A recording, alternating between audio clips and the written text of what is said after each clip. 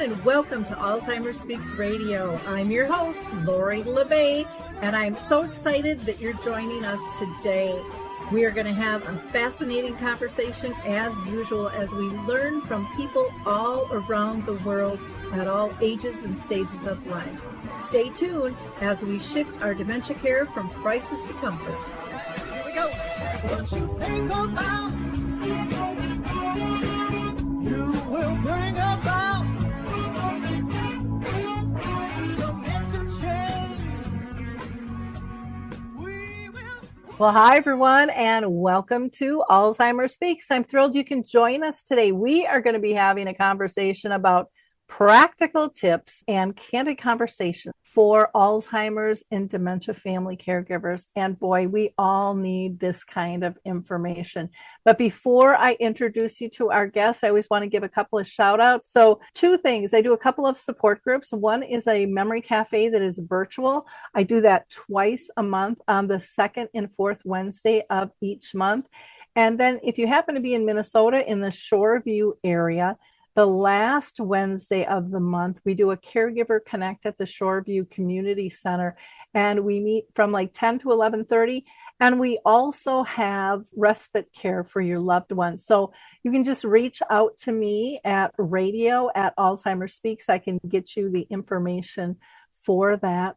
I also want to encourage you to go to alzheimerspeaks.com, check out all of our free educational resources. I think you'll be shocked at all that's there. Please also visit our sister company, Dementia Map, which is a resource directory, has a calendar of events, a glossary of terms, some wonderful articles, and it's free to access. And then last, I want to encourage you to visit Twiddles. There you will find some sensory tools that are absolutely fantastic that can cut the agitation and bring the calmness back.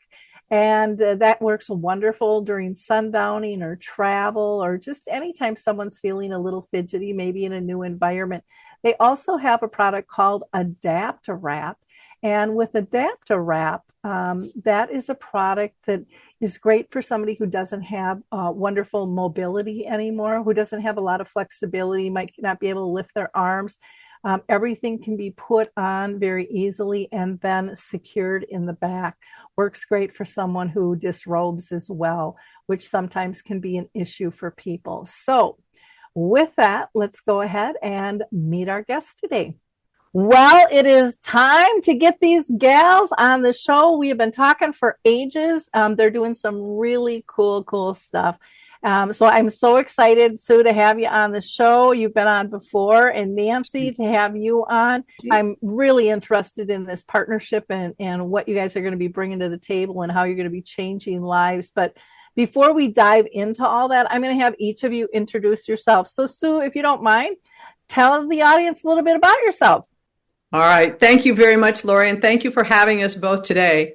As she said, my name is Sue Ryan, and I've been in a variety of roles of caregiving support for family and loved ones over the past 40 years, in parallel with my roles as a business professional.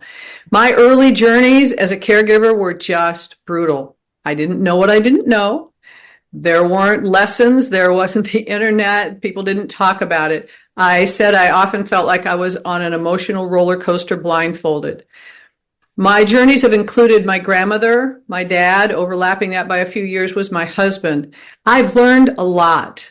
And my goal in what I'm doing now is helping caregivers learn faster and more easily than I did. So we move from feeling frustrated, overwhelmed, and yes, sometimes frightened, to confident, balanced, and supported in our caregiving journeys. Well, that is absolutely fantastic and very much needed for sure. Nancy, how about you? Why don't you share a little bit about yourself? Thank you. Well, Sue and I have been friends for a very long time, and I am a recently retired software industry veteran, but I have also been in caregiving roles for about 25 years with my father, my father-in-law, and my husband. Currently with my husband and father-in-law, both are, I'm in the middle of both of those, one with, both with dementia, different kinds. And I also understand how physically exhausting, mentally exhausting, and, caregiving is. And I find that it's really important to make sure that you can find solutions to common day-to-day challenges. So my goal is to also provide ways for people to just get day-to-day answers to their questions much more quickly than I was ever able to. So are you two, either of you, because our audience won't know this, in a caregiving role specifically right now for a family or loved one? And Nancy, I'll let you go first. Yes, I am. I am currently caring for my husband, who's about 9 years into frontotemporal dementia, and he's here at home. And my father-in-law, who's about 5 years into Alzheimer's, they live about 3 miles away, and I'm their primary caregiver as well. Yowza, that's a lot. Yes, it is a lot. It is a lot. And thanks to a lot of support from my close friend Sue, who's been through both of these things herself. I've learned a lot, and I feel like I'm handling it right now. Anyway, people ask me how things are going. I like to say it's under control, because that's about all you can ask for. Okay. And how about you, Sue? For the first time in a little over 16 years, I am not in an active role. And actually, tomorrow is the 1 year I say we celebrated my husband's birthday back into heaven. It'll be a year tomorrow. And a man of deep faith, he didn't fear God or see death as the end of life. And so I say we're celebrating his birthday back into heaven. Oh, what a nice way to frame that. I like that. And I think that'll help a lot of other people, because that's a struggle. It's grief, and processing that is so important, but how we frame it makes all the difference in the world. It does. So kudos. I want to ask you guys also, how did you two come together? I always find it interesting with partnerships. Are you neighbors? Did you meet at a conference? What happened? And Sue, do you want to take that? Sure. What happened is that Nancy and I had been talking together as she was navigating her journey with Kim and with her dad, and I was giving her insights into things I had learned. Last summer, I went up. Nancy lives in Atlanta, and I live in Naples, Florida. I went up to visit family in Atlanta and stopped by to see Nancy and her husband. And Nancy said, I just really have struggled to find practical tips and things that I really needed. And I said, well, I've been wanting to start a podcast. Why don't the two of us get together and do something together? We had known each other early in our professional careers, and I won't share how many years ago that was, but her husband and I worked at the same company, and we were actually neighbors for a period of time, and then lost touch. And then our journey with our diagnoses of dementia brought us back together, and it's now connected us even more tightly with our passions to help others. Wow. Anything she missed on that, Nancy, that you want to add in? I'll tell you, it's over 35 years. It's a long time. It's a long time, yeah. But that's a wonderful part of friends. And it's humorous because as we've been talking together more, we finish each other's sentences. We'll have the same idea at the same time. So it was like there was a gap of time, and it's like all that's gone. It's just as though it was, in the beginning. Yes. Isn't that funny? You meet certain people and there is no time lapse, no matter how much time has gone by. Exactly. And I just I just have so much love for those particular people, because not everybody is like that. And it's just so precious to be able to have somebody that you work with, and like you said, to complete sentences that you can talk about anything, you can argue, and it's not an argument. It's just, let's move through it type thing. Even if you've got a difference of opinion, you grow from it and things. So that's neat to see that you guys were brought together. Sue, I wanted to ask you about, the motivation to kind of launch this whole, the Caregivers Journey, the practical tips and, the candid conversations and things about Alzheimer's and dementia for caregivers. Was it all sparked from Nancy? It sounds like you had this idea, wheeling in your head before. And then when she said, gosh, I can't find it, it just kind of merged and blossomed. Or, how much work, I guess, did you put into that concept prior to? And you probably both were thinking about that. So I'll come back to you as well, Nancy. Several years ago, I wrote a book called Our Journey of Love, 5 Steps to Navigate Your Caregiving Journey. As a passionate communicator and as somebody who really did want others to learn better, I had started sharing those messages. And the more I shared them, the more I got questions outside the framework of that book. And what I recognized is people were asking questions about the entire caregiving journey. And so I began the Caregivers Journey, and I created the 5 phases of the Caregivers Journey. And yet I knew I wasn't maximizing what its potential was. It was just me. And I really felt like it was something that was meant to be collaborative. And when Nancy and I got together, it was just like, this is what had been waiting. And so she and I are now full partners. And we are just going to town with so many ideas for now and for in the future. She's teaching me words like telegraphing and all of these other things because she's a great marketing expert. And kind of reining me back. But what we did is we took something that had been a foundation that was kind of wanting to be more, and we're making it more. And where we figured, because we are both speakers and communicators, and we both thought a podcast would be a great way to communicate, we decided that our first offering would be this podcast because we both have so many practical tips. And this is part of the thing that brought us together even more. My journey has been, for example, with my dad and with my husband, where the wisest choice for us was to move them into a continuing care community. Nancy has kept her husband at home, and her father-in-law is still at home. So we have complementary journeys and different experiences, and the practical tips we have run a really broad gamut of support for people, no matter what their choices are. And it just, every time we come up with something, it just seems like it's more helpful because of the variety of experiences and stories we've got with all of our collective journeys over so many years.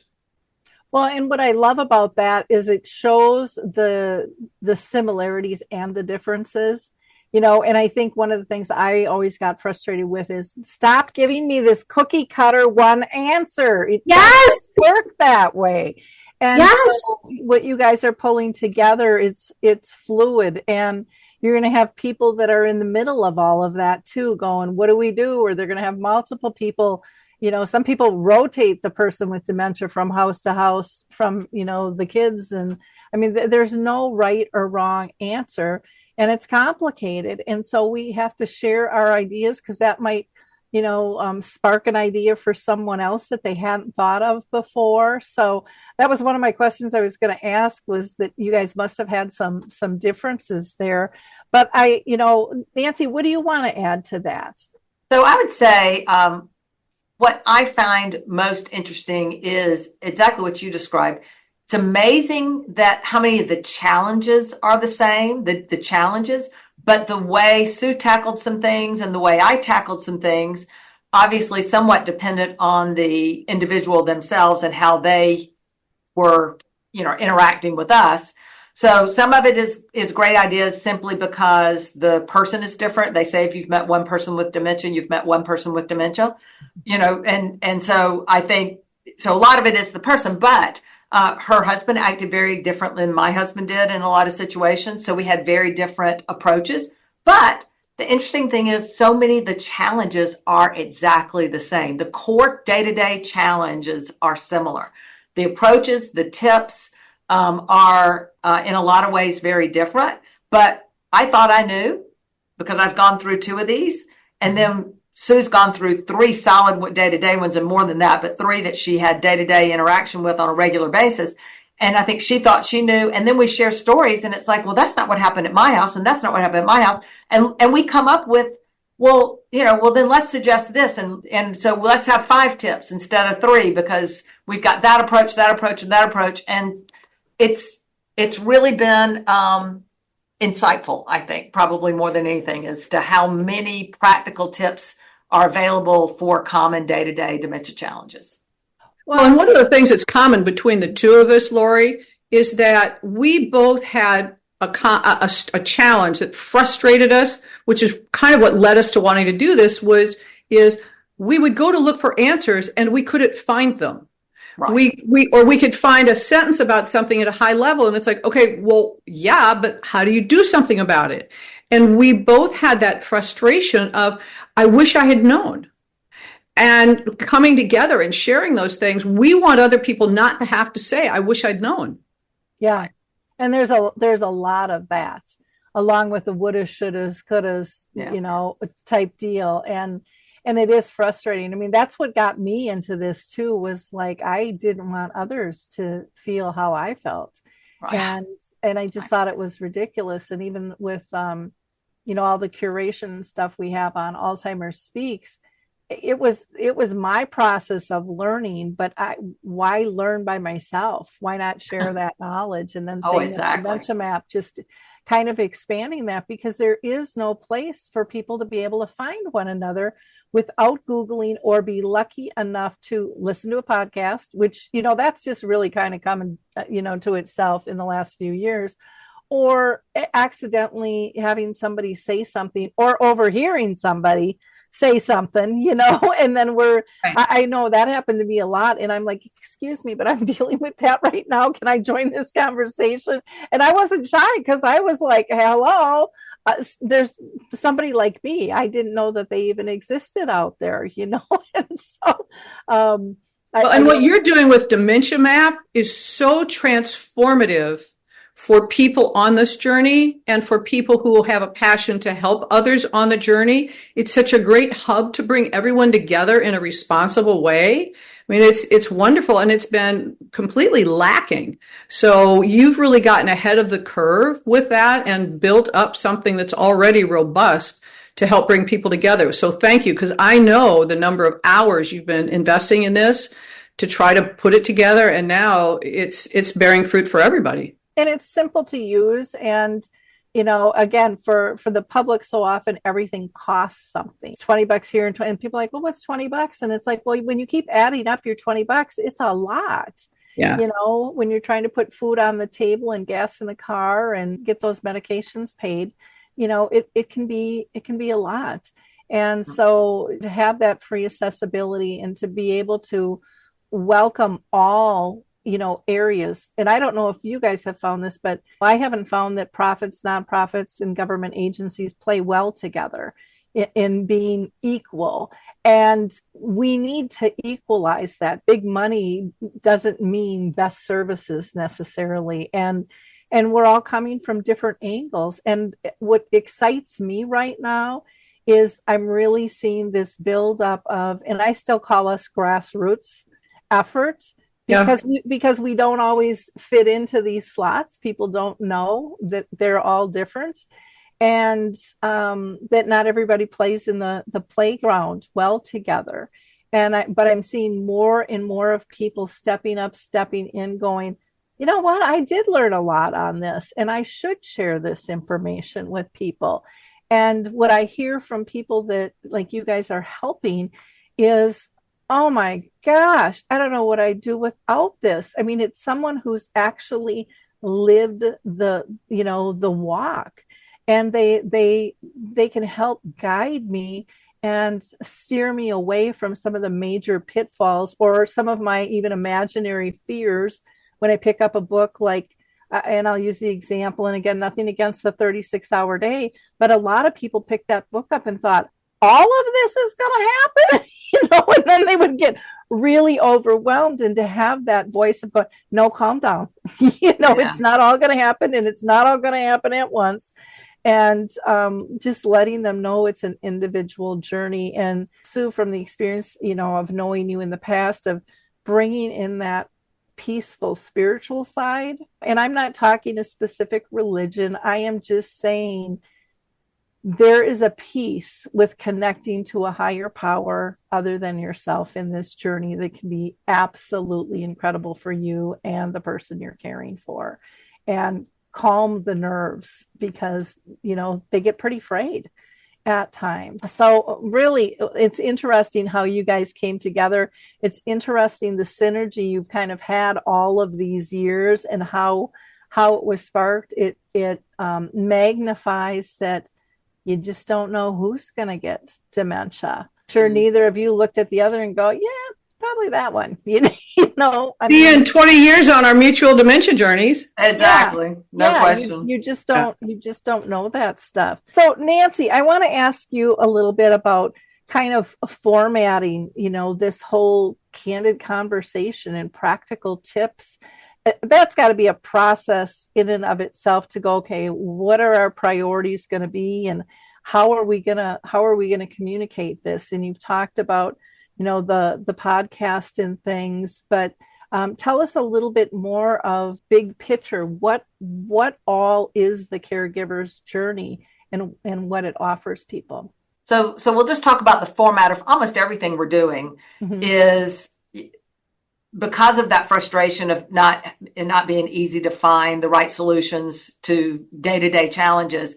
We're taking a very tip-oriented, target-oriented approach. So we have a podcast on wandering, and it's got 5 tips on when keep your caregiver from wandering outside, and 5 tips on them wandering, what happens and things you can do about them wandering inside.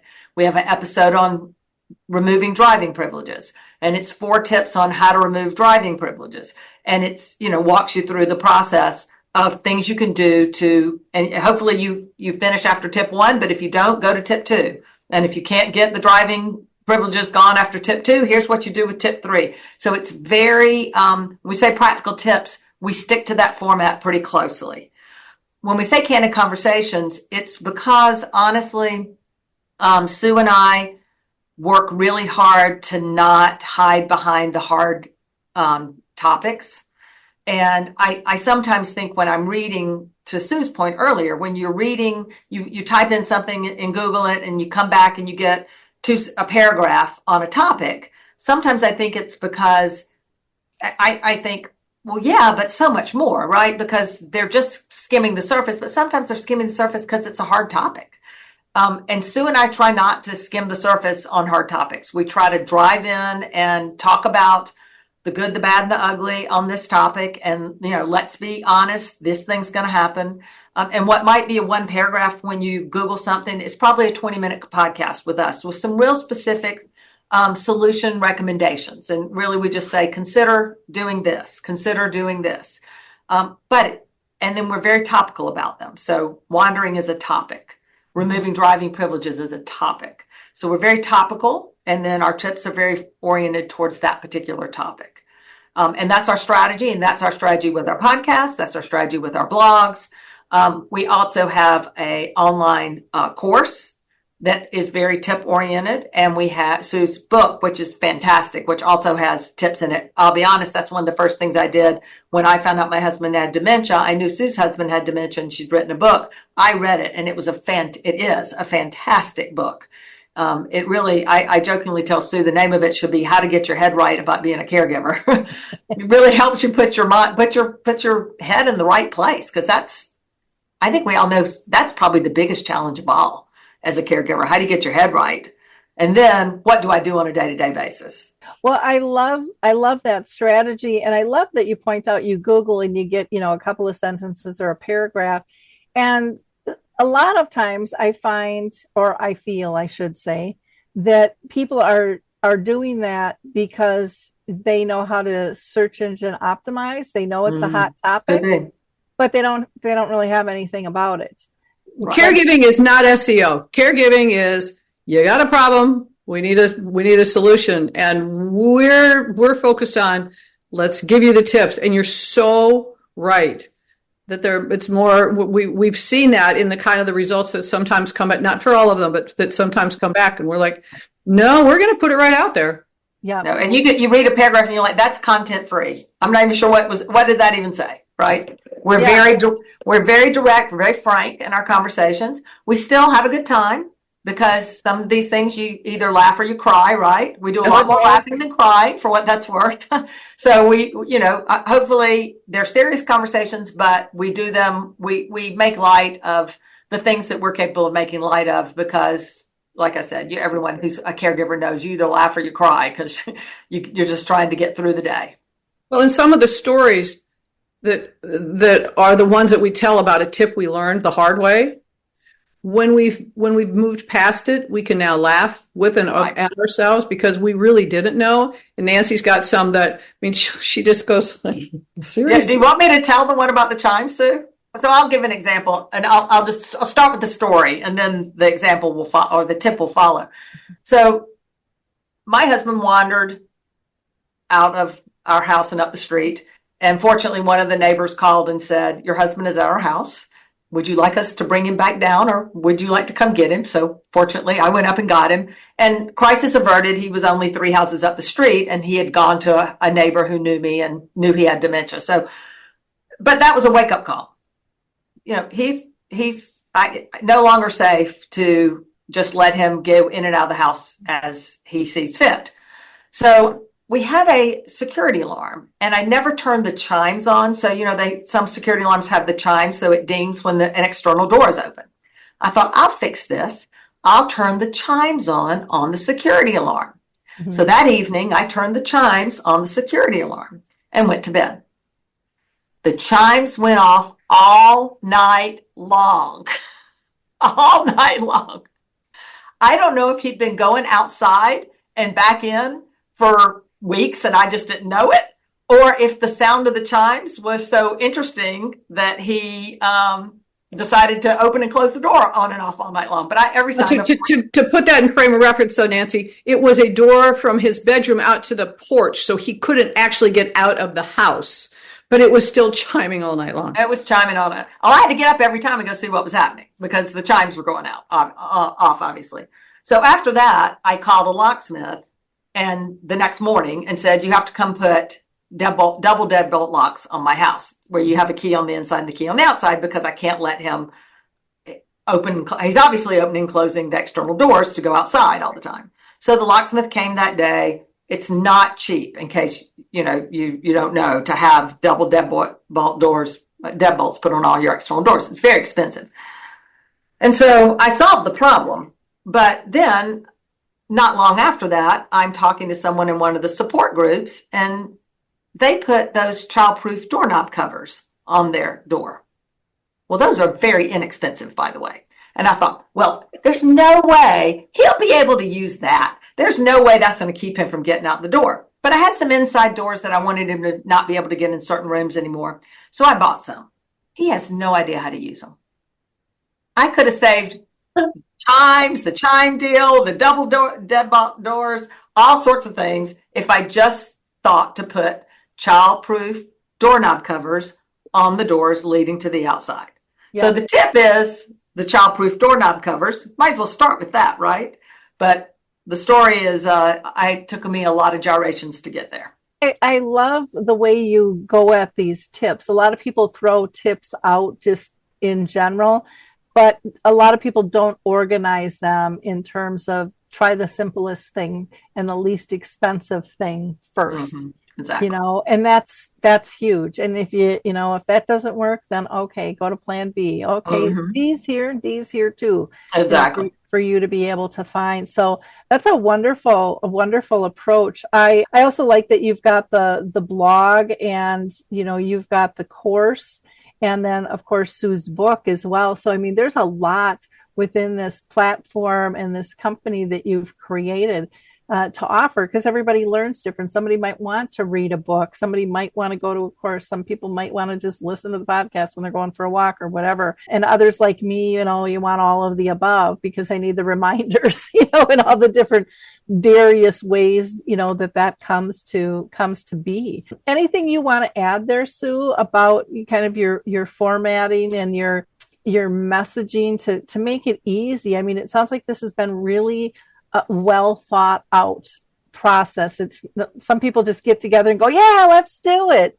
And then they're just shooting from the hip. But you sound like you both applied your business acumen and said, no, let's make a formal plan here and be consistent with this.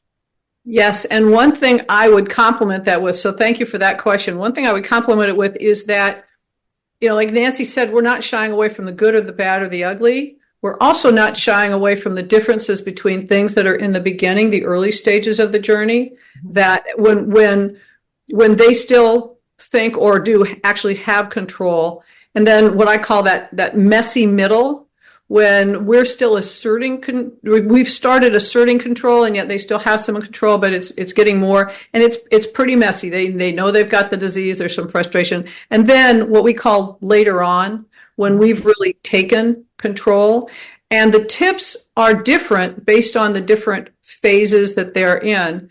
And when I use the word phase, I don't talk about phases, and neither does Nancy, where it's like, okay, in the diagnosis, there's phase 1 and then phase 2 and there's phase 3, because neither one of us want people to try to put them into a medically diagnosed phase. What we talk about is you can pretty much tell when they're in the beginning, you can pretty much tell when they're in the messy middle, and you could pretty much tell when it's later on. So our tips are specific to that, so that people, no matter where they come in on the journey, we're going to have tips for them.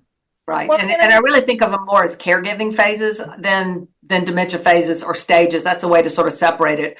You know, in the beginning, you're helping them maintain their independence, but you're behind the scenes, like the duck under the pond. You're paddling as fast as you can, try to help them think they're independent anyway. And then, as Sue said, the messy middle is messy, as we know. Yeah, I like that phrase, caregiving stage, because that don't really hear anybody talk about that. And it really is, so much depends on, you know, what mindset or heart set we're in. Yes. In terms of trying to handle all of this stuff and what our outcomes are going to be. And, you know, that's critically important. If you're just tuning in, we have been talking with the founders of the Caregivers Journey, both Sue Ryan and Nancy Tesser. And fascinating conversation. And they are launching this wonderful new program that is going to benefit so many people. Nancy, do you want to tell us how people can reach you? Certainly. We'd love to have them join us. We are on our website at the Caregivers with an S, journey.com. You can also find us on Facebook at the Caregivers Journeys with an S on both, Caregiver and Journeys, and then Instagram at the Caregivers Journey. Okay, wonderful. And then Sue, also you have your own website. Yes, it's SueRyan.Solutions. Okay, so thank you. So again, check them out. And Sue's book, I'll just mention, is Our Journey of Love, 5 Steps to Navigate Your Caregiving Journey as well. So lots of good information there. I want to just add in, and we were talking about this earlier, but I want to give a plug for Q for Good, which is a webmaster, and they just do an absolutely fantastic job. So if you're a caregiver or if you're a professional and you've got a website and you want to reduce your stress, these guys are amazing. I have had a lot of bad experiences over the year, and I just highly, highly recommend them. And they love working with companies that are kind of joining forces for the greater good as well. And I really appreciate that about them as well. So I just wanted to pass that along and let you know too, that if you mention my name, you can get 10% discount. So that never hurts. Things are expensive these days. So, you know, to get good quality and get a break, nothing wrong with that at all. Let's get back to our conversation. Sue, I want to ask you about, you know, what lessons did you guys probably learn from one another in this project of melding together? I can't even imagine all of the wisdom that you guys have shared in the aha moments, as well as I do that too. Yes. Know? I think that there's a mutual lesson that we each had learned separately, and we were modeling, and I had put a little bit more formal structure around it, and yet Nancy was modeling, and it was great. And that is that I learned in my journey, especially from an experience with my dad, where I felt like I was really letting him down, that if I just completely accept in the moment exactly what's happening without judgment of myself or the situation or anyone else. I'm not wishing it was the way it had been. I'm not fortune telling what the future might be, but just say, okay, this is what's going on in the moment. Then I have the ability to just be in the moment, be fully present in the moment. Where are they in the moment so I can get at their level and be with them wherever they are in that moment and make the wisest choices. And what Nancy and I recognized, and what we've kind of observed from each other is while we had languaged it differently, what we had both learned is the importance of that and how much it changes. You're not fighting things. You're not wasting energy on things that aren't going to be what they were. It's like, okay, what do we have access to? And we're not looking at, well, yesterday, or we're not worrying about, well, what is it going to be like tomorrow? We're like, okay, what do we have access to now? And I think that, Nancy, I don't want to speak for you, but it seems like it's just really helped the dynamic of our working together, because that's how both of us are. Mm-hmm. And that's how both of us are. And I learned it through my caregiving experiences and have now brought it into all the other areas of my life. I think it's a huge inflection point as a caregiver. When you get that message, what Sue's talking about, and you figure out to stop wishing for the way it was and stop trying to figure out and stop, extrapolating into the future. What does this mean for the next, for the future? That's where that's where I figured out most of my anxiety came from, was one of those two things. And if I could stop doing that and just live in the moment, deal with the moment, be the best I can be in the moment, help my caregiver be the best they can be in the moment, then I had peace of mind. And that was, I discovered it. Sue articulates it in a fabulous way. When I heard Sue articulate it, I'm like, that's it. That's what I've been trying to say, because that is exactly where that's how, as a caregiver, that's where you get peace of mind. And it is such a huge lesson when you finally internalize that and start acting that way. That's the first time you really have peace as a caregiver, in my opinion. And I can so relate to that. I call it tears, fears, and joy is kind of how I separate it out. But it's nice to hear how other people say things, because, different people are going to resonate with different verbiage. Right. And, but yet when they're listening, and most of them are going to, listen to multiple podcasts and talk to various people in the industry and go to different support groups and those types of things.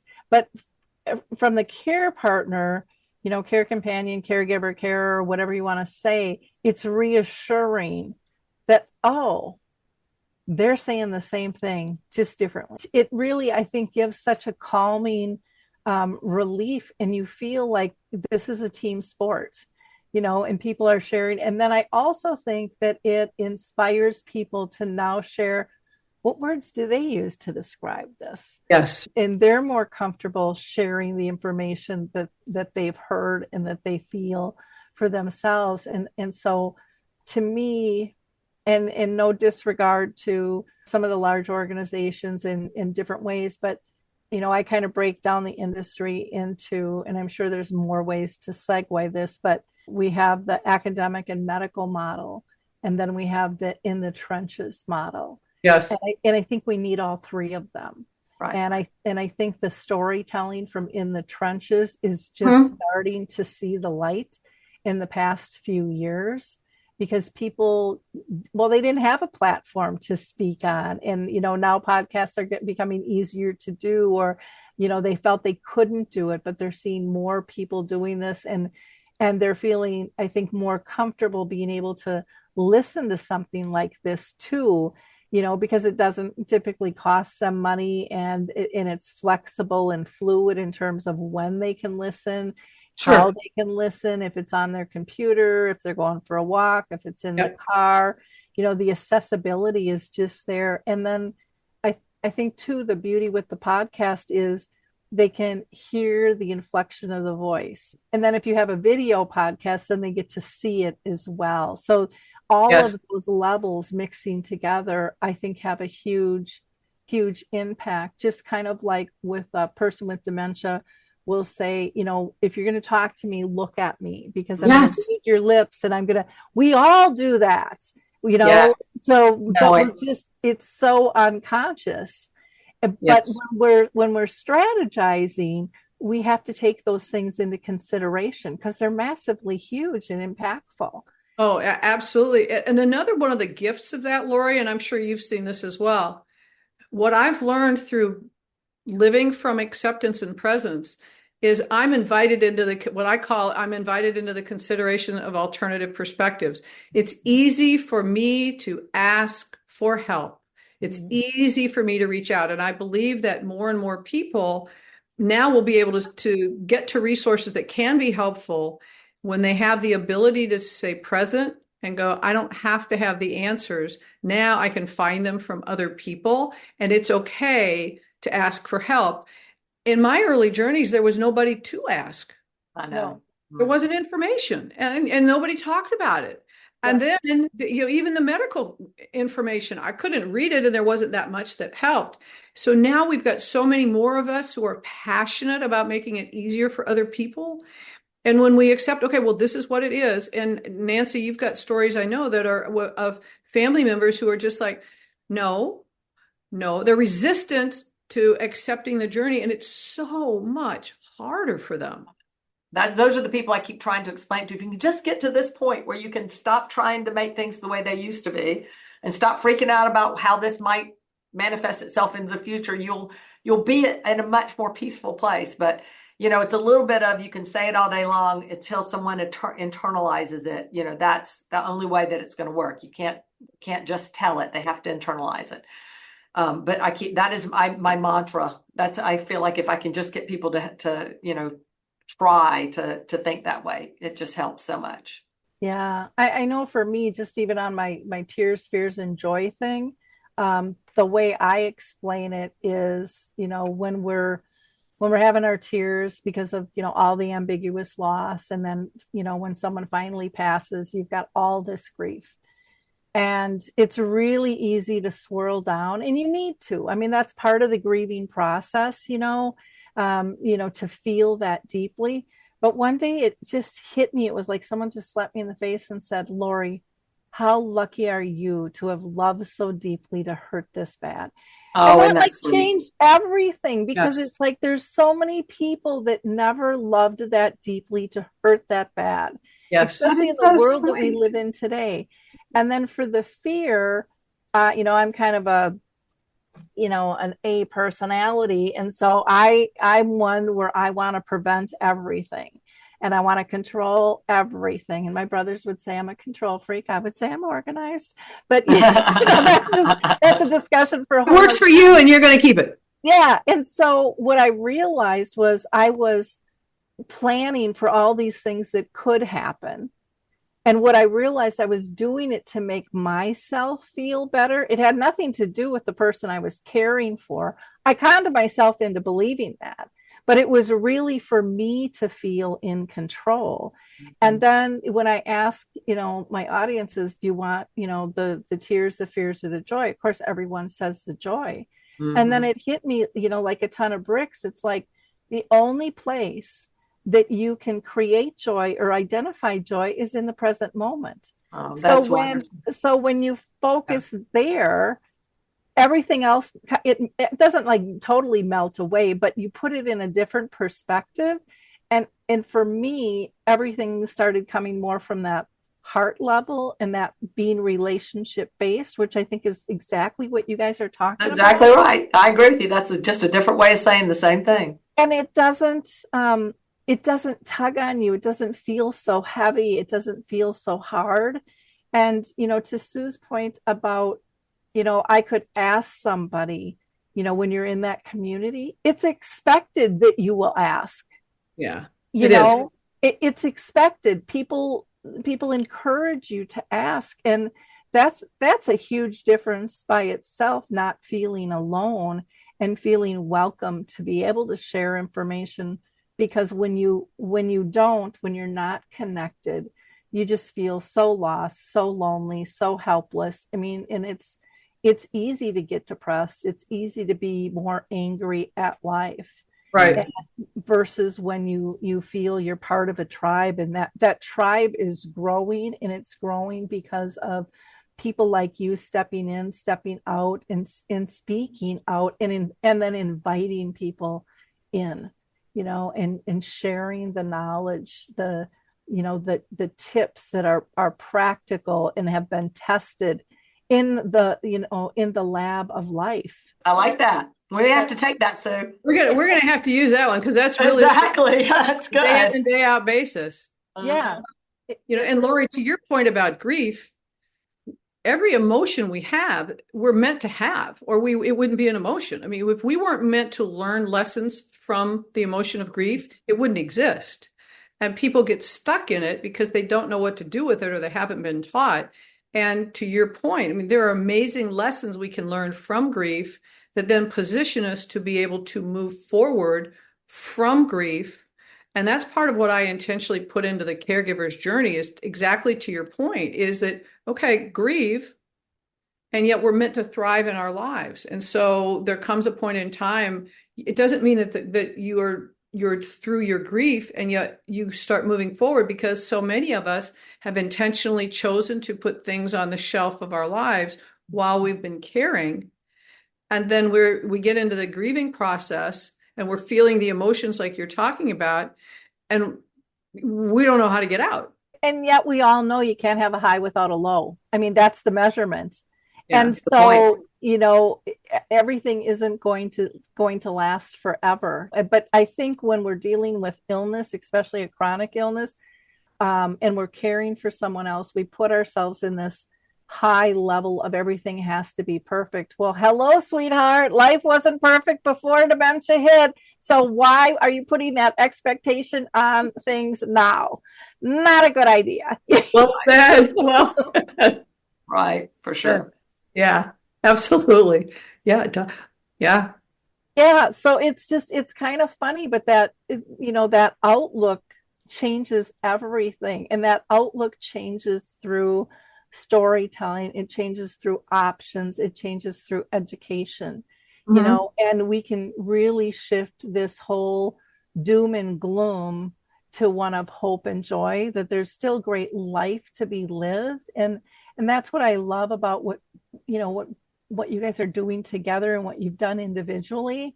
You know, there's a high road and a low road, and there's a middle road, and you're going to bounce between all of them on this journey. So don't think you're not going to, but you can pick which is going to be your primary road. Yes, absolutely. And that's okay. Because, you know, it's kind of like a diet. You're going to slip up, you know, you're going to slide back, you know, or addictions, all of those types of things. This is not an easy thing, but it's doable when you pull in the right support and when you develop the right mindset. So I just think it's incredible what you're doing. I do want to, if you guys have time, I would love you to talk a little bit about your course that you're launching so that people know what to expect on that too. I created the course, The Caregivers Journey, with the caregivers in mind, going through the different phases of the caregiver's journey. And it starts with, you know, I call it the caregiver's primer. So some of the things that you can be planning for ahead of time, or that all of a sudden when there's the diagnosis and you want a PhD in being a caregiver and a PhD in the diagnosis. So things that there, and the whole structure of all the phases of the course are based on, as caregivers, we're busy. So the lessons are short. They're focused on, again, giving tips and things to do. I created them in an audio format, a video format. I've got the printed PDF. I've got work guides.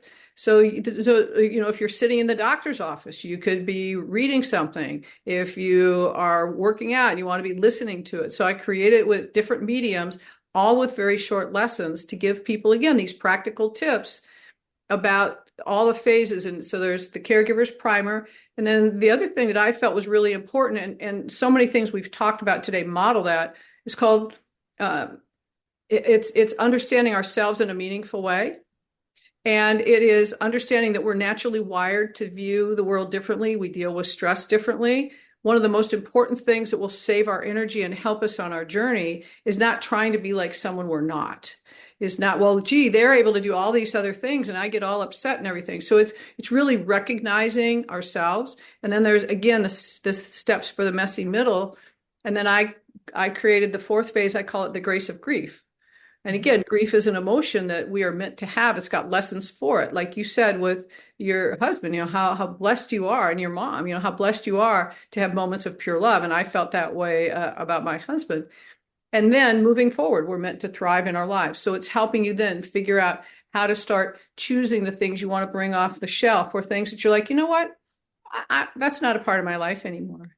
And so it helps you to realize it's okay to move forward. And so that course is something that just really gives people, no matter where they are on their journey, some strategies, some tips, some guides of things to do, and lessons learned.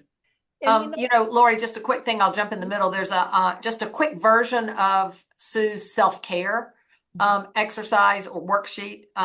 If someone goes out to our Facebook page, the Caregivers Journeys with an S, you can find a video we did on caregiver self-care, and it includes.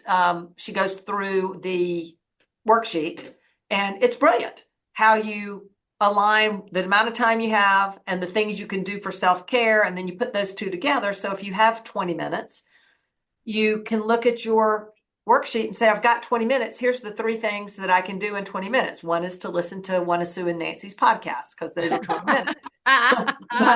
But it really is a wonderful approach to self-care, which comes we stole it directly from the course. Again, I love how practical you are and how versatile you are, and allow flexibility in terms of lifestyle, because, that's nuts. And the whole self-care piece, I mean, that I know, like when my dad died of brain cancer and my mom was still living with dementia, I spent so much time caring for both of them. And then my mom ended up in the nursing home because she wanted to be there with him. My life changed so drastically. I didn't even know who I was. Yes. I didn't even think about self-care because I didn't even realize I wasn't doing that. But I heard, and this is kind of an interesting story. I heard years later, I was selling real estate, and I had clients who had bought and sold multiple homes with me, and I ran into them someplace, and we were having a cocktail or something, and the wife said, "Gosh, you've got beautiful blue eyes." And I said, "Oh, thank you." And then I made a joke like, "Well, I always have." And she said, "No, you haven't." Wow. And I said, "Well, what do you mean?" And she said, "Lori, we always loved you, and you always had a bubbly personality, but your eyes were always dark." Oh, wow. Isn't that interesting? But I believe it, because you have so much going on, because I didn't let go of anything. I was working full time, but I was still caring for them. And sometimes I wasn't working full time because my team would take over, but you're doing stuff by phone, and you've got a kid, you're married, you're volunteering. I would have extra people in my house all the time. And you just don't give anything up. And then when life changes, people are like, "Well, what do you like to do?" And I mean, my answer was literally, I don't know. Exactly. Yeah. I haven't asked myself that question in years. Yeah. And people are like, "Well, what do you mean?" And I'm like, I honestly don't know. Yeah. Who I am anymore. You put so many things on the shelf, and the philosophy that I came to, and I certainly didn't originate this, but self-care is not selfish. It's self-love. Mm-hmm. And if we keep shaving things off, sooner or later, we've shaved off more than we can and stay healthy. And when we've shaved off too much, it is not pretty. Yeah. You've learned that. We've all learned that. Yeah. Well, people get sick, or people pass, or people don't act, they snap, and they don't deal with situations. And then it's like the way they'd like to. And then you have the guilt, and then that makes you feel even worse. And I mean, it's just such a horrible cycle to go through. So, one of my biggest lessons was, and I'm thankful for, I had girlfriends that didn't give up on me, having coffee once a week. Mm-hmm. And the way I ended up going back to coffee was, they had asked me, and I finally said, "I'll come for 10 minutes. They like roll out the red carpet. Here comes Lori. She's going to give you 10 minutes of her time." And I mean, I was kind of cocky when I said it. It was like, okay. But my intent was to get them off my back so they would not call me anymore, because I felt so overwhelmed. And I'm like, I can't do something for myself. How many times do I have to say this? Oh. And so I went to that coffee. I stayed 2 hours, and we laughed and we cried together. Wow. And I never missed another coffee, because it was the coffee and meeting that made me realize how empty I had become. And, that's kind of a slow drain. You don't, anyways, I didn't notice It it. is a slow drain. And it A was slow like, drain. I feel like myself again. I mean, Yeah. I did, I literally said that to myself. I told somebody one time I found Nancy. I don't know where she's been, but I found her. I went to lunch. I had some friends ask me, they used to always ask me how I was doing. I'd say, I'm fine, because that's what you say, right? Yeah. And finally they insisted I go to lunch with them. So we went to lunch, this little group of friends, and they asked me how things were going, and I burst into tears. I didn't know I was going to burst into tears. I think I was as shocked as they were that I burst into tears. And that same group of friends, this has been probably 3 years ago, I still go to lunch with about once every 6 weeks. And the good news is I'm not the center of attention anymore. For the first 6 months, it was all about me, right? So now it's not all about me anymore. Things have gotten much more normalized. But your friends didn't give up on you, and that makes a big difference, because if they'd never forced you to feel guilty about not going to the coffee, you would never have been put back in that situation. Yeah. And like I said, my intent was just to get rid of them, just get them off my back, and then yet you sit down and you see the smiles, and you feel the energy. Mm-hmm. Well, the other part of that story, Lori, that is so valuable for us as caregivers is that each of us in our lives has seasons when we have the capacity to lean in and help others. Yep. And there are seasons in our lives where we benefit from those who love us, leaning into us. And that's what friendships and relationships are. And one of the things that makes me sad is when you have somebody who hesitates to accept help from others when they are the first person who would offer to provide help to someone else, that we tend to have these skewed perceptions that we should, bad word, be able to do it all on our own, or no, we're not going to burden anyone else. And yet, like both of your stories are, people really, really, really want to be there for us. And then in the course of our lifetimes, there will be many times when we're able to then be able to be there for them as well. And that's where these long-term relationships are. So, great lessons learned. Well, and we don't realize that we're actually can be offending our friends. Like, I thought we were closer than that. Why wouldn't they let me in? And we tend to ignore the fact of why we help, because it makes us feel good. Yeah. And so that's part of what you do. You hold together your tribe and you honor them. And we're taking that away from others. And that's a conversation that needs to be talked about more too. So I'm a big proponent of creating a support team around you, of your friends and your family, and get help and be good with it. Look, I think the point's valid, which is, who's the first person who would give help? Sue Ryan. She's the first person to go help someone.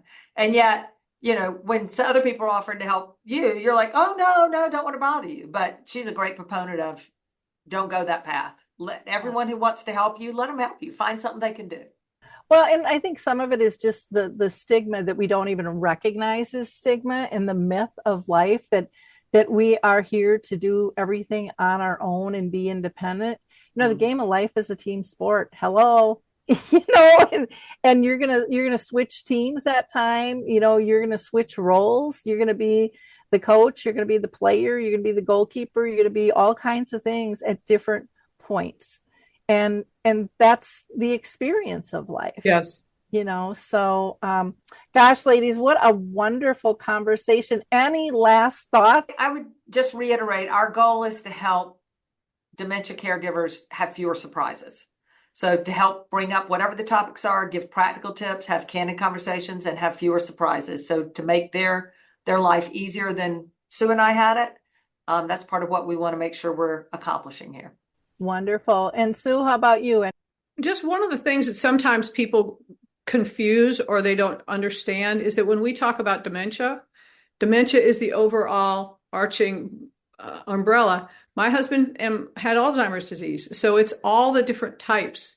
Nancy's father-in-law has Parkinson's. Her dad had Parkinson's. So it's all the different types of dementias. And we specify that area because that's where we have so much experience in.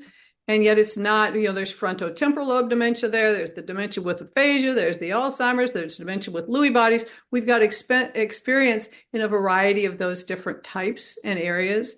And so our messages are there to support all of them. Exactly. And again, it takes a tribe to get through this. So lean on people and lean into people and then let them lean on you. I think that that's the beauty of sharing is once the door opens to having a comfortable conversation, even on uncomfortable topics, we can have a comfortable conversation. And once that is done, people that think they don't know anything go, oh, I have learned some things on this journey and I can share too because you're Yes. leading by example, you're showing that. And again, to me, that there's a lot of power in that. And then believing, I totally believe this. I don't know if you guys would agree, but what's good for dementia is good for all of the world. I have not learned one thing on this journey really that I can't apply in many different ways in my life. Absolutely. In our caregiving journeys as well as everyday life, so many of the lessons I've learned, I now live my life from. And I really don't, I just don't worry about the small stuff. I don't sweat the small stuff. And basically just about everything is small stuff. I just tried to travel back from Atlanta and was like, okay, we'll get there eventually.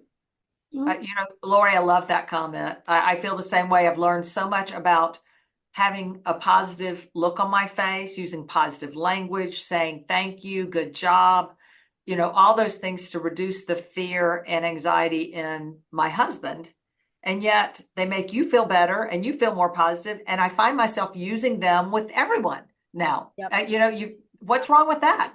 Being positive and saying thank you and good job all the time. Nothing. It's a great idea. Well, and it has such a nice ripple effect. And positivity and kindness, kind of gets a short stick because everybody's pointing out all the chaotic stuff that's happening in the world. But boy, that kindness, because we live in a really rough world these days, makes such a huge impact. I mean, it always has. But how many times have you? I don't know, like me, I'll go to Caribou and I'll get a coffee, and every now and then someone will buy me a cup of coffee, and then I'll buy the guy behind me a cup of coffee. Nice. And Yeah. they've had that on the news where we can't believe how many people are buying each other's coffees because of that, and it's changed everybody's day. Yeah. So it's all those little things matter. A smile can go a mile. So again, ladies, thank you so much for all of the work that you're doing and sharing your journeys and trying to make life easier for the next guy out there. I love your strategies and the way that you are kind of webbing this out to make it easy access and simple for people. We need things to be as simple as possible. So for our listeners, I want to thank you. I hope you will join Alzheimer Speaks and be a giver of hope. Like, click, and share because there are people in your spheres that need to hear this information. It's not about chasing the numbers. Never done that. It's not about that. It is about helping the next person who may be dealing with this already that you don't know because they don't feel safe enough to even talk about it. That's got to change. And we can all have impact on that. So, and then last, I just want to again say, go visit their website, the caregiverjourney.com. If you go to Facebook, it's Journeys with an S. They are also on Instagram, and then SueRyan.solutions. You can go to that as well to get her book, but so many things that they've covered. And again, go to that Facebook page and, check them out and look at that video on self-care. There isn't a soul out there that doesn't need information on self-care. I don't care where you are in the journey. You might be feeling like you're handling it now, but you're going to need it again later because this ride's a roller coaster, baby, for sure. So thank you so much, ladies. Thank you, Lori, for having us. And thank you for you. giving us the opportunity to help share with your community. Well, I am thrilled to have this available to my audience. I just think it is so critical for people to be able to connect because none of us own this space, and people have a right of choice. They're going to align with different people at different times, and that's perfectly fine. And they're going to tap into multiple things, and we have to be collaborative instead of Right. there's some people in companies that think that they own the space and they kind of get their hairs on the back of their neck rattled up and rised up because of competition. And yeah, I just don't look at us as competitors. There's way too many people that need the help, and we're all doing it, twisting it in a little different package. Sure. And that's a good thing. That's what Sue always says. Sue always says, look, we're going to reach out to every other dementia podcaster we can find because we want to connect as many people as we can to hopefully what we're doing that might can help. But there should be no competition. Everybody's trying to do the same thing. We believe. Everybody's trying to get to those poor caregivers who need the help. As I say, we're all on this journey together. She sure does. Well, thank you, ladies. Appreciate it so much. So one last time, I'm just going to mention, please head over to alzheimerspeaks.com. Check out all those free resources that we have, as well as dementiamap.com. We'll talk soon. Bye-bye. Hi, everyone. This is Meredith from the Senior Fitness with Meredith podcast, where I discuss all things for seniors, from fitness, your health and wellness journeys, how to be all over strong and beyond. I also have my mini podcast called Motivation with Meredith. It's a great, quick motivational pick-me-up for your days. Join me, listen now, search for Senior Fitness with Meredith on your favorite podcast platform.